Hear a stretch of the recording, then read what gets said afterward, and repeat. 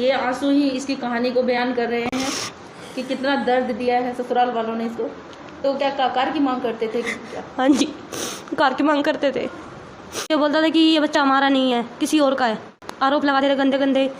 ससुर भी, मतलब उनकी पूरी फैमिली आरोप लगाती थी मेरे को। कहते थे वे खुदकुशी करवाना चाहते थे मेरे से।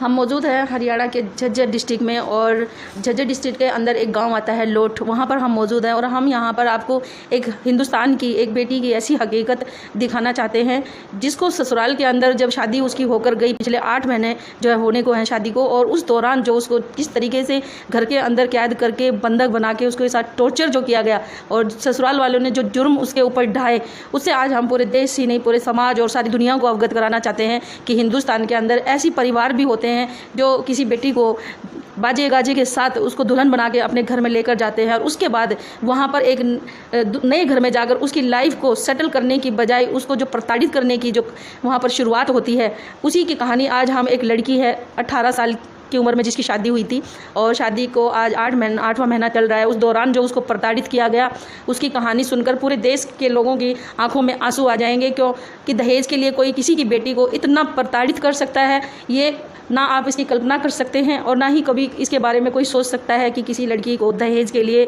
पति इस हद तक अपने दोस्तों के हवाले जुए में भी हार जाता है और उसको तरह तरह की गंदी हरकतें और करवाता है, और उसका सामना एक मासूम लड़की जो करती है। मनीषा हमारे साथ मौजूद है, जिसकी शादी 24 नवंबर को 2019 में नजफगढ़ के रहने वाले एक परिवार में हुई थी। इनके पति का नाम नवीन है, और मनीषा ही अपनी ज़िंदगी की सारी हकीकत आपके सामने रखने वाली है कि मायके से विदा होकर जब वो ससुराल में पहुंचती है तो कितने दिन के बाद उसकी ज़िंदगी के अंदर कुछ ऐसे मोड़ आते हैं, ऐसे लम्हे आते हैं, ऐसा आप जिसको आप कल्पना भी नहीं कर सकते हैं। हम मनीषा से बात कराते हैं।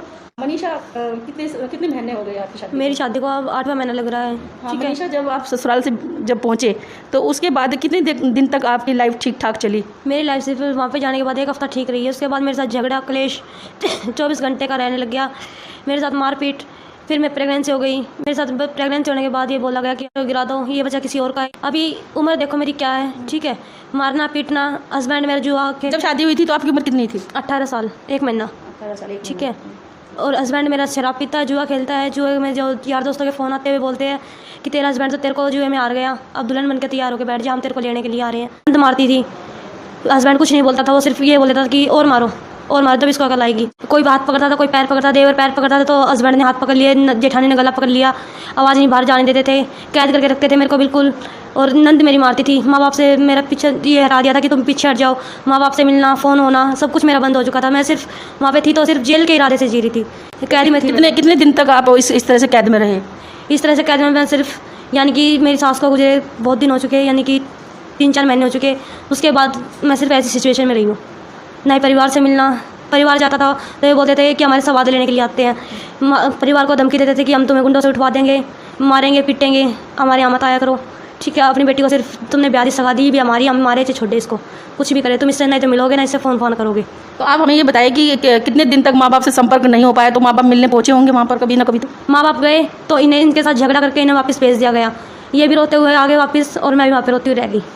तो आपसे बात भी नहीं करनी? नहीं, कोई फ़ोन नहीं। एक 8 साल का मेरा भाई है, वो भी रोता हुआ जाया करता था मेरे घर से, ठीक है। बाप मेरा पाया से। अब मैं सिर्फ इतना चाहती हूँ कि उस घर में मेरी बात नहीं पड़ेगी। हमें ये बताएं कि क्या मांग करते थे वो, आपको इतना टॉर्चर करते थे? दहेज मांगते थे कि अब ये अगर अपने घर से लेके आओ, अपने घर से लेके आओ। कभी फ़ोन तो कभी गाड़ी तो कभी दहेज, कभी कुछ ना। अपने घर वाले से बोलती थी तो मारते थे।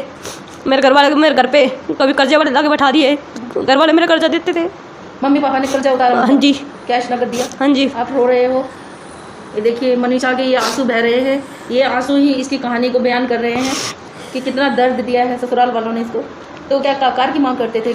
हाँ जी, कार की मांग करते थे कि अपने घर से कार लेकर जैगवार लेके आ, 4 छल्लों वाली गाड़ी लेके आ। जैगवार गाड़ी? हाँ जी, कि जैगवार कार मांगते थे? हाँ जी, जैगवार कार मांगते थे। 1.5 लाख वाला फ़ोन लेके आ, 1.5 लाख वाला फ़ोन लेके आ, नहीं लाएगी तो मारेंगे। मार मांगते थे? हाँ जी। हस्बैंड क्या काम करते? कुछ नहीं करते, सिर्फ करते तो शराब पीते हैं और जुआ खेलते हैं। जो बताया हमें कि वो जुए में तुम्हें भी हार गए थे? हाँ जी, यार दोस्तों का फ़ोन आता कि ये बोलते हैं कि तेरा हस्बैंड तेरे को जुए में हार गया, अब हम तेरे हकदार हैं। तो आपने हस्बैंड से बात की कि आप मुझे क्यों हारे जुए में? बात करती थी तो बोलता था कि अब अपना काम कर तू, मेरे से फालतू बातें मत किया कर। पड़ोस में संपर्क करने की कोशिश की किसी से? सब पड़ोस वाले किसी से ना तो कोई आता है ना कोई जाता उनके घर पे, सिर्फ एक अकेला परिवार वहाँ पे, कोई नहीं बोलता उनसे। जेठानी वो हाथ उठाती थी, उसको सिखा देते थे कि तू उसके ऊपर हाथ उठाया कर, वो हाथ उठाती थी।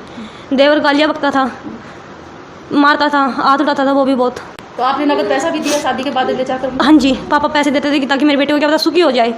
पापा पैसे देते थे, जो मांग उसने की पापा ने वो पूरी की, लेकिन उससे आगे पापा से ना हुई। कितने लाख रुपए ले जाकर दे चुकी हो अभी तक? 2 लाख रुपये भी उनमें जा चुके। ठीक है, जो मेरा दहेज का सामान है वो मेरा सारा कुछ वहीं पे है, मैं अपने साथ कुछ नहीं लाई। ठीक है, जेवर मेरा वहीं पे है, सामान वहीं पे है, मेरे कपड़े वगैरह जो भी कुछ है, मैं सिर्फ अपनी जान बचा के वहाँ से आई हूँ। मदद लेके मैंने मामा की यहाँ पर फ़ोन करवाया। फ़ोन करवाने के बावजूद अभी इनसे मेरी बात हुई, बात होने के बाद मैंने बोला कि तुम आ जाओ और मेरे को ले जाओ। जब भी मेरी मम्मी पहुंची, जो नजफगढ़ थाना है झाड़ूदा वाला, उसमें से आईओ, जो वहाँ के आईओ वे गए और एक पुलिस इंस्पेक्टर नहीं गई, उन्होंने मेरे को वहाँ से निकलवाया। ठीक है, उनका बहुत बहुत धन्यवाद, ताकि उन्होंने मेरी जान बचा दी। मिला के आप कहना चाहती हो कि पुलिस की मदद से आप कैद से छूटे हो? हाँ जी, यही बात है, पुलिस ने मेरी जान बचाई है, वरना मैं पिछले संडे को मेरी जान को खतरा था। उन्होंने खुद बोल दिया था कि हम अपने हाथों से मार देंगे, मारने तक की धमकी दे दी थी मेरे को कि तो क्या वो आप प्रेग्नेंट हो और क्या ऐसी हालत में वो आपको खाना वाना देते थे, किस तरह से देते थे, क्या क्या बताएंगे कुछ? 2, 2:30, 3 इस टाइम में खाना खाती थी। ये नहीं बोलता तेने खाना खाया नहीं खाया। हस्बैंड है वो खा पी के बाहर चला जाता था, रात को 11, 12 बजे आता था। हमारी जेठानी और नंदे तुम्हें मारती थी और देवर तो जो तुम्हारे साथ गंदी हरकत करते, तुमने हस्बैंड को बताया? देवर गंदी हरकत करता था, बताया कि आज इसने मेरे साथ ऐसा किया, आज इसने मेरे साथ ऐसा किया। तो बोलता तू ऐसी होगी, वो तो अभी बच्चा है। आप अभी ये बताइए कि 25-26 साल का क्या बच्चा? तो सारे आरोप सिर्फ मेरे ऊपर लगते थे। जेठ जी ये बात बोलते हैं कि तो भागी थी, हम नाम बताया किसके साथ भागी थी। क्या कहते थे? ससुर ये बोलता था कि ये बच्चा हमारा नहीं है, किसी और का है। आरोप लगाते थे गंदे गंदे। ससुर भी, मतलब उनकी पूरी फैमिली आरोप लगाती थी मेरे को। अब आप ये बताइए उस कैद में मैं कैसे रहती? चाहते थे वे खुदकुशी करवाना चाहते थे मेरे से। मान लो अगर जो मम्मी पापा का मेरे का आना जाना छूट गया था, तो अब वो अपने सपोर्ट बनाने के लिए मेरे को या तो कुछ दिक्कत होती तो मेरे को हॉस्पिटल ले जाके डाल देते। डॉक्टर कच्चा पक्का ऑपरेशन करके सबूत बना देता कि देखो इतने कम टाइम में इसने बच्चा पैदा कर दिया। और बच्चा पैदा होने के बाद मेरे माँ बाप कुछ नहीं कर सकते थे, इसीलिए मेरे माँ बाप मेरे को पुलिस के जरिए वहाँ से निकाल लाए। तो आपको डर था कि प्रेगनेंसी के दौरान, जैसे डिलीवरी के दौरान, वो आपको मरवा देते? हाँ जी, पूरा विश्वास था मेरे को कि मेरे को डिलीवरी के टाइम मेरे को सिर्फ और कुछ नहीं मिलेगा, सिर्फ मेरे को मौत मिलेगी। वे जो बातें करते थे दरवाजे बंद करके कि इसका बच्चा गिरवा दे, उनके पलायन थे। मेरे को थोड़ी बहुत दिक्कत हो जाती थी, मेरे को बहुत टाइम दिक्कत हुई सिर्फ उन्हीं की वजह से। एक दफ़ा उन्होंने मेरे से टैबलेट दिलवाई आयरन की, वो आयरन की नहीं थी, वो सिर्फ बच्चा गिराने की थी। मुझे बताइए मनीषा जी, आप मोदी जी से क्या कहना चाहती थी? मैं मोदी जी से यही कहना चाहती हूँ कि जैसे हमारी जैसी लड़कियों की दहेज लाओ इतना कुछ करते हैं परिवार वाले, फिर भी उनको ये बातें मिलती है। तो मोदी जी से ये रिक्वेस्ट करती हूँ कि आपके होते हुए भी आपके हाथ में हमारी मतलब जो सारी बातें हैं, उसके बावजूद भी हमारे साथ दहेज का होती है, परेशान रखते हैं ससुराल वाले। तो आप इसका सोल्यूशन निकाल के और उन जो ससुराल वाले परेशान रखते हैं हमारी जैसी लड़कियों को, उनके ऊपर कोई सख्त से सख्त कार्रवाई करे, ये रिक्वेस्ट है मेरी।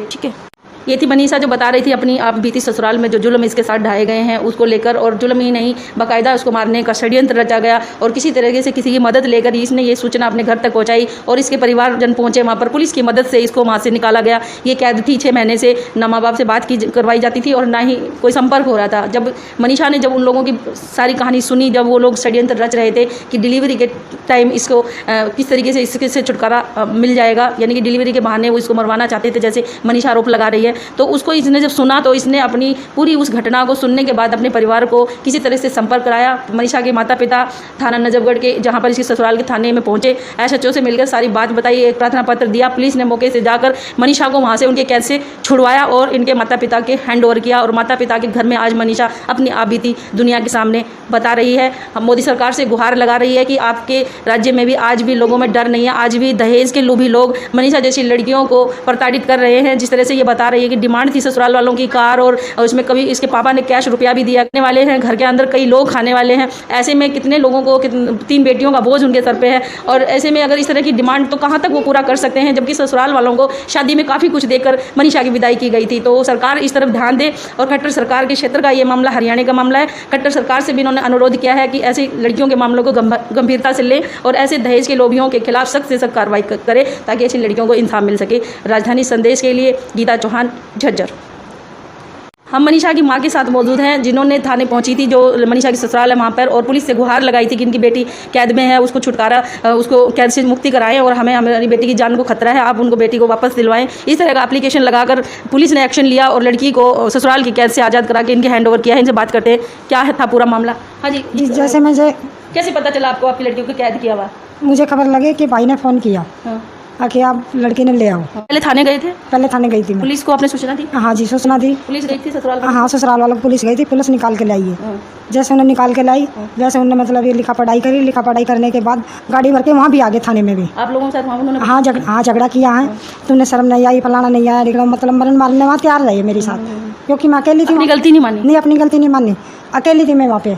फिर भी मैंने सोचा मैं कि ठीक है 2-3 दिन के लिए मामला शांत हो जाएगा।